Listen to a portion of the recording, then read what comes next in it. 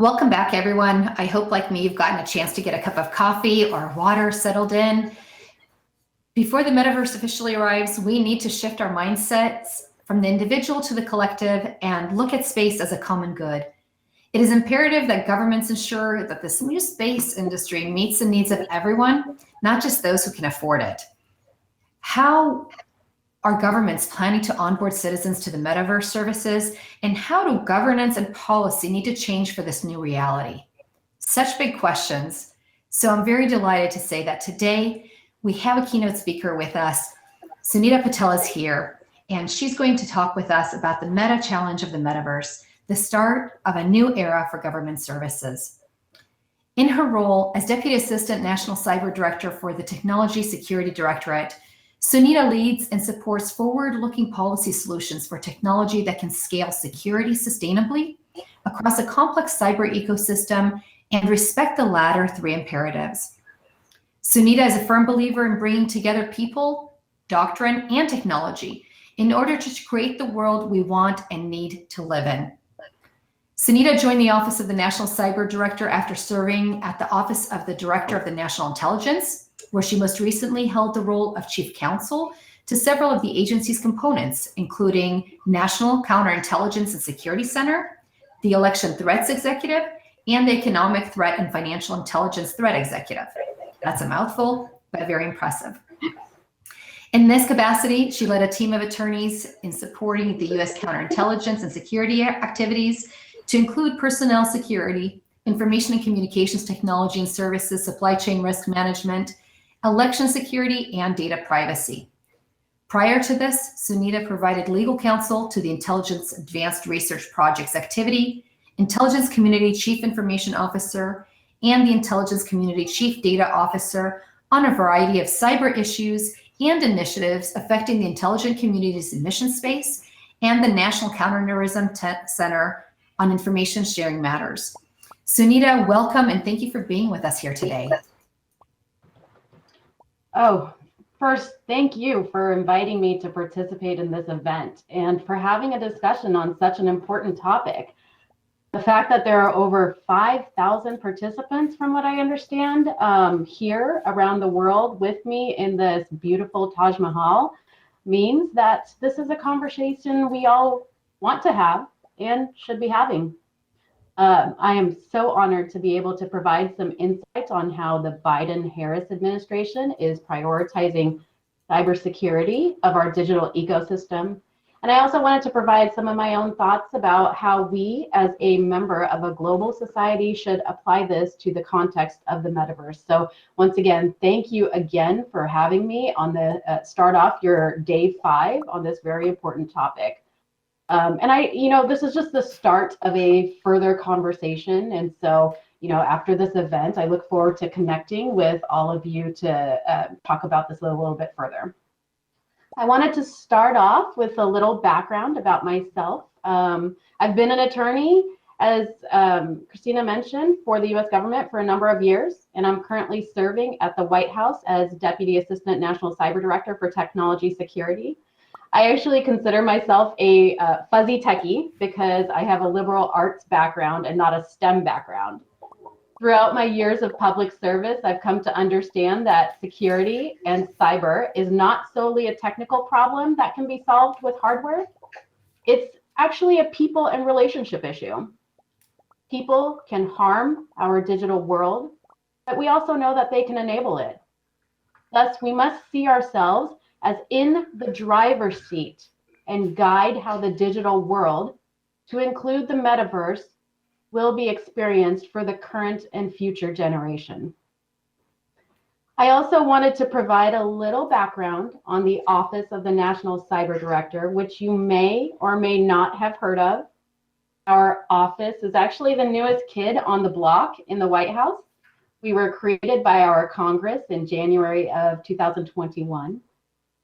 Our director is Chris Inglis, and he was asked to lead this office in July of 2021. Our goal is simple, yet definitely a meta challenge. It's to develop a thriving environment for digital technology through cybersecurity so that everyone, and I want to rubber stamp everyone, can share in a thriving digital ecosystem. Director Inglis likes to say that we are the coach, not the quarterback, working by, with, and through other agencies, the private sector, and our international allies. I'll go more into why this method is important to governance and policy for the digital ecosystem in just a couple of minutes, though. Our office has 4 lines of effort. We are aiming to drive federal coherence in cybersecurity across the US government. We're driving cybersecurity efforts through a whole of nation effort. We are creating a framework that seeks to align resources to digital aspirations. So monetary and people resources to the future digital world that we want to create. And we're driving technology and ecosystem security through people, processes, and technology. But now to the heart of why I am here and why this topic is so personal to me. I actually wanted to start off with a quick story, which may give away my age. Don't tell me if it does to you.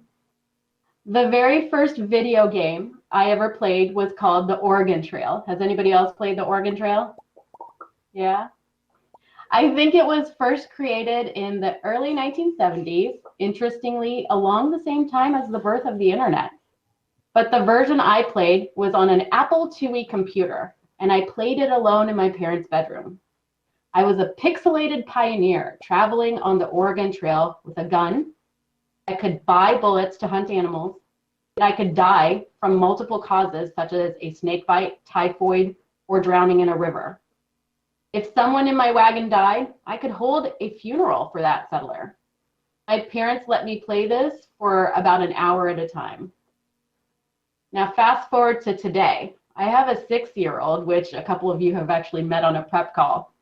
And my 6-year-old son's first video game is Minecraft. As many of you know, this game is a virtual world where he can build, mine ore, fight mobs, which includes spiders and zombies and other things. And he can make his own avatar. Right now, he is only allowed to play it at home by himself for 30 minutes at a time. But I'm pretty sure that that will change in the not too distant future because he's really good at negotiating with me and he's already facing peer pressure to play it from his real world friends. I read a statistic recently that indicated Minecraft has an astounding monthly user base of 140 million people. I bring up this story because to me, it prompts a sense of urgency in having the conversation about safety in the metaverse, which one can argue is already here, even if someone doesn't already own or have access to a VR headset. And quite frankly, we've been here for quite some time if you go by the definition of the metaverse from Merriam-Webster, which describes it as a highly immersive virtual world where people gather to socialize, work, and play. How many of you have been doing that for a couple of years now? I have. We need to start thinking about it, not for its own sake, but for what it allows people to do, from our daily activities to our greatest aspirations. Additionally, the Biden-Harris administration's recent legislative accomplishments have also precipitated the need to have this conversation with even more urgency right now.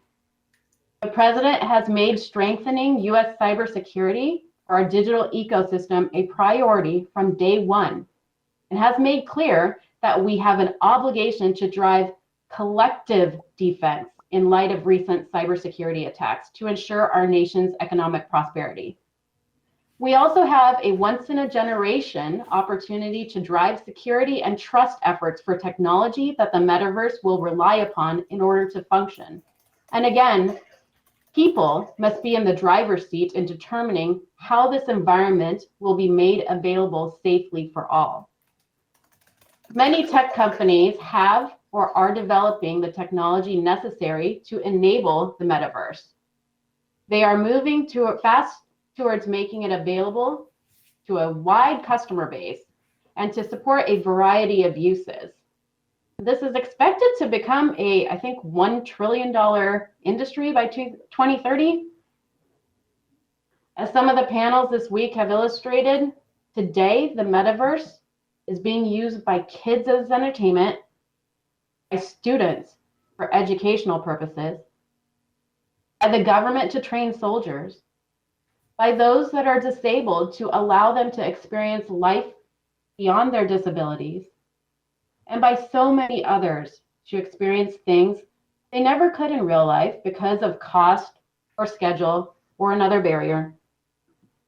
But the metaverse is also not being used today by many people because of the high cost of access, concerns regarding conduct in the metaverse, and because they aren't 100% certain that the technology underpinning its use is secure, protects their data, or aligns with their values.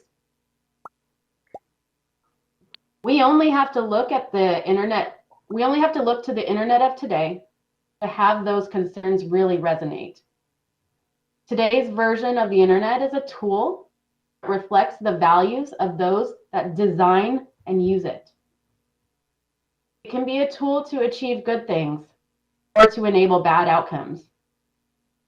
It has promoted democracy, free speech, innovation, and equality, but it's also been used to further authoritarianism, steal data and intellectual property, create and distribute misinformation and disinformation, disrupt critical infrastructure.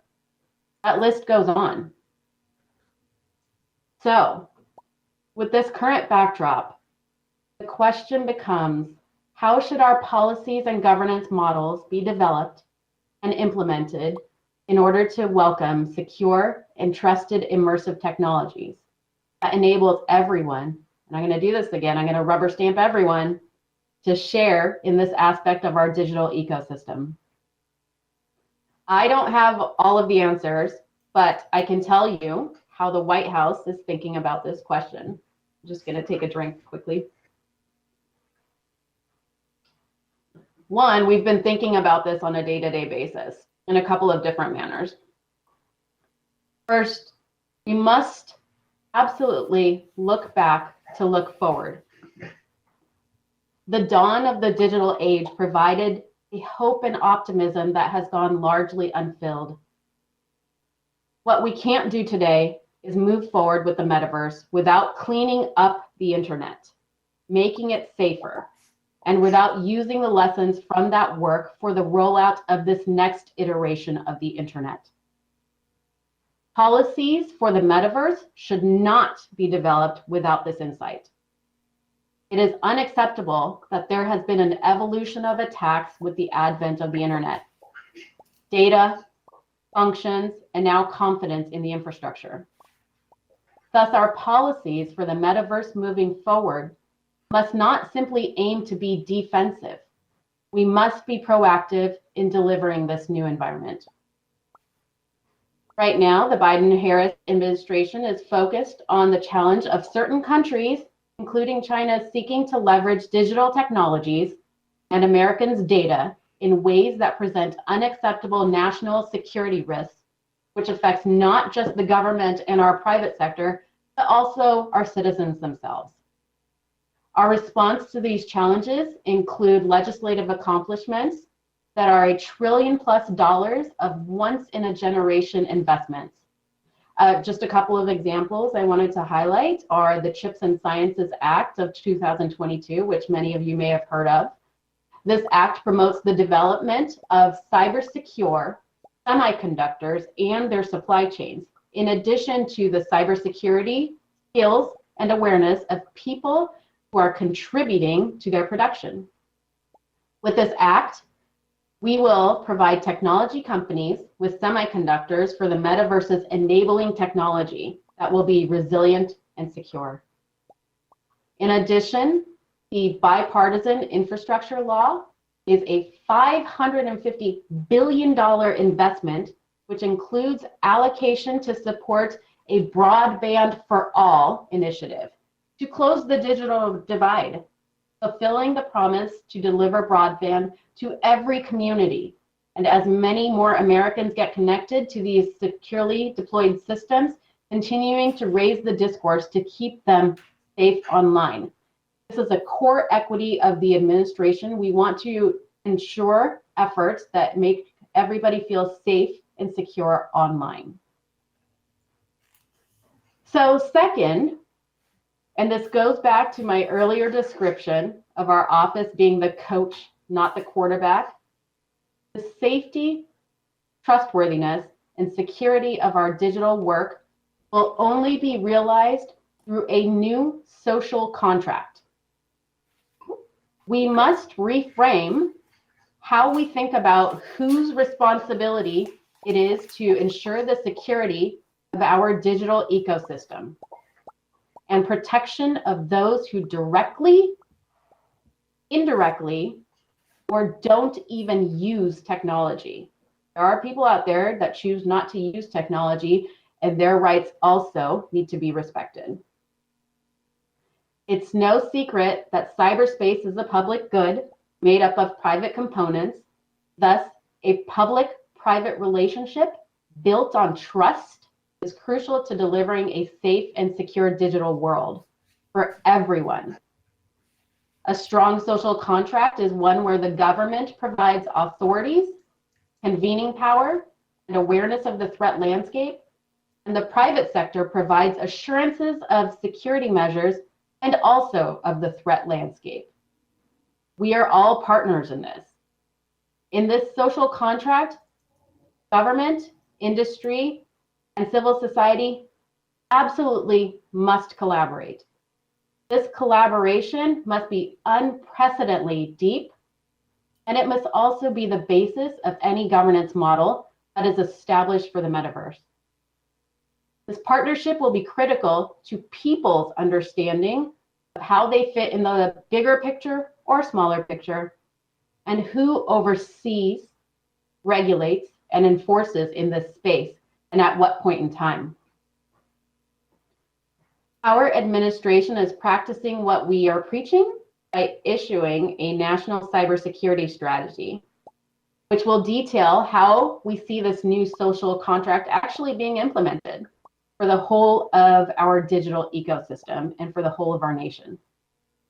This strategy was developed alongside a national security strategy and national defense strategy by a broad interagency team that has gone through months and months of long consultation processes with the private sector and civil society. More to come on this in the coming months, but we hope that the strategy will support a whole of nation effort to deliver a safe and trusted digital environment, as well as prime the pump for optimal cybersecurity practices, standards, and services in the international arena. I know that I think there's another panel taking place later on today that talks about standards, and that is so important to ensure the security of the technology that will enable the metaverse. So I'm excited that you're going to be having a panel on that.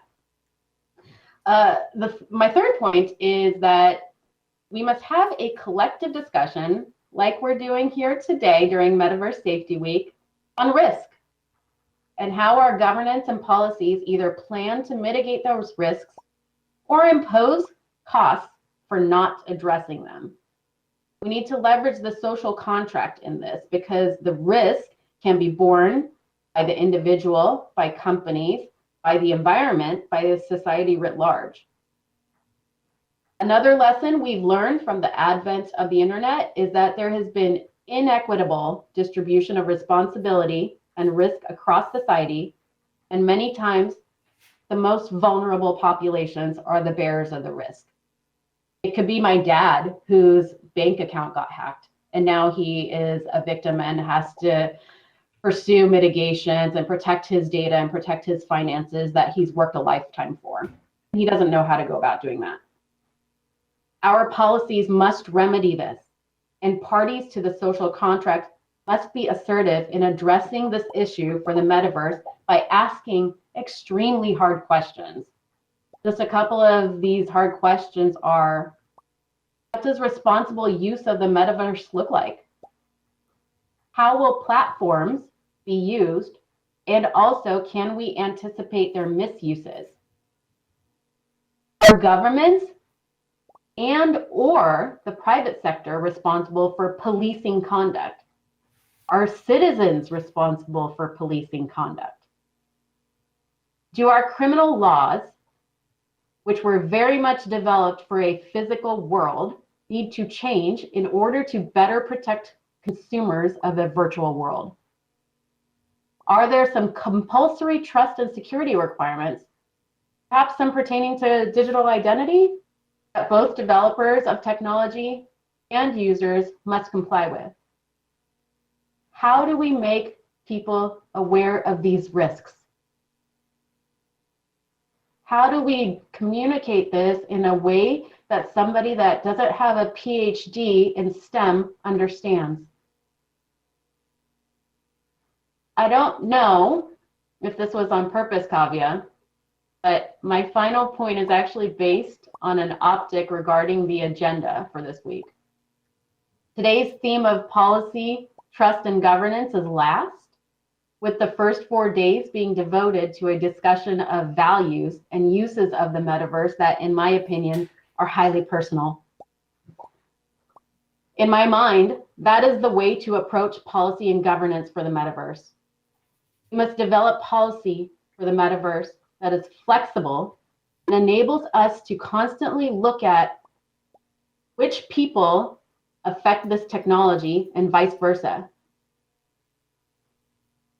My final point is that there must be a human rights, privacy and civil liberties, and diversity, equity, inclusion, and accessibility lens over any governance policy that pertains to our digital ecosystem. Right now, our technology security team is developing policies that bring communities who are traditionally neglected as part of the technology design process into the cybersecurity conversations to mitigate any socioeconomic disparities that may form when these technologies become embedded into our economy and our society without such discussion. We are also leveraging the social contract to obtain buy-in from like-minded international allies and the private sector to develop a digital ecosystem that reflects the values we want, which are embodied in the Declaration for the Future of the Internet, an agreement which was signed in April of this year that the US government, along with 60 partners from around the world, endorsed. It is a commitment to advance a positive vision for a single global internet and to take steps that develop and deploy digital technologies that foster competition, advances the free flow of information, respects privacy and human rights. Finally, we are engaging in an effort to recruit and train a cyber workforce and a campaign of cyber awareness and education so that everyone, and I'm going to rubber stamp this again, everyone can be well informed of the risks and benefits of the digital ecosystem and ultimately share in its future. This is even more important with the metaverse as it exists today and will become more important with the version of the metaverse after tomorrow. Again, thank you for the opportunity to address you all today. We all have significant work to do together in order to deliver a thriving digital ecosystem that everyone, especially my children, especially our children, can safely be a part of. Thank you again, and it was a pleasure.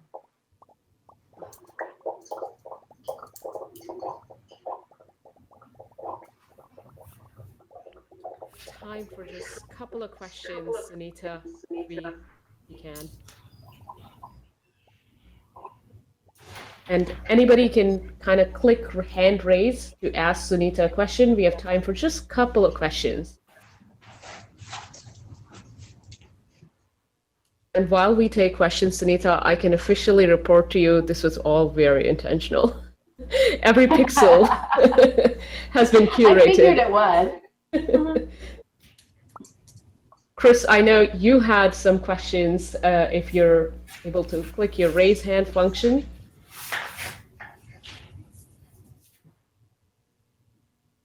And I just heard from Ryan Cameron. Ryan, you have a question, go for it. Okay. I just wanted to ask about research. I'm in healthcare and digital healthcare with virtual reality. I've got a startup working with pediatric vision assessment, and really it's the regulatory oversight and the things we're looking for seem to be really not that informed. And we want to see if there's going to be a concentration on getting more research done and funded, because I think we really need to get our heads around, what the risks really are, and it seems to be really confusing at this point. Yeah, so definitely there are, the part of the Chips and Science Act funds a significant amount of research into technologies, not just for semiconductors, but other types of microelectronics that will also support healthcare technology. And there's agencies themselves are pertaining, they have authorities and funds to pursue different types of research, not just the development of technology, but the vulnerabilities that take place at certain aspects in the use of it. So I can say yes on that. Amazing. Christina, you're next for question, and then take it away, please. Thank you so much, Sunita, for this incredible presentation. I'm going to remember people have to be in the driver's seat for a very long time. Couldn't agree with you more. I am wondering, how do we put people in the driver's seat from your perspective? So one, be on the lookout for our national cybersecurity strategy. It will really tell you how to go about doing that. But the best way is to integrate yourselves in these conversations. Be proactive in looking at different websites that are driving these conversations. NIST is a great place, so start there. They do routine engagements with different members of civil society to talk about standards development and cybersecurity practices, again, for the digital ecosystem writ large. So plug into those conversations. If you are not sure where to start, I can definitely put you in connection with some of the key conversations. Wonderful. Thank you again, Sunita. Big round of applause for you and your insights. We appreciate. Oh, sorry, go ahead. One more question. Okay. From Hoda. So I have a question for you, Sunita. Thank you so much for your amazing input. I would like to know what would be your priority list if you personally will select specific technologies to address in order to secure the metaverse in the next 3 years, not in the next 5 years or 10 years? So for the next 3 years, there's so many. I don't have one particular technology that I would prioritize. I am looking at the whole of the ecosystem. And so quantum, AI, of course, are core components, and of course, semiconductors, which are essential to this as well. But I wouldn't prioritize one particular technology. I want to look at the whole of the ecosystem and its impact on whether we develop it here in the United States or whether we bring it here to the United States from abroad. Great perspective. Thank you. Wonderful. Well, thanks again, Sunita. This has been incredibly insightful, and we can't say thank you enough to you for being here, for inspiring us and kicking off our 5th day on such a high note. For everybody in the audience, thanks for joining. We are going to take a very brief break, and we will be back in 3 minutes. So we're back on track in 3 minutes.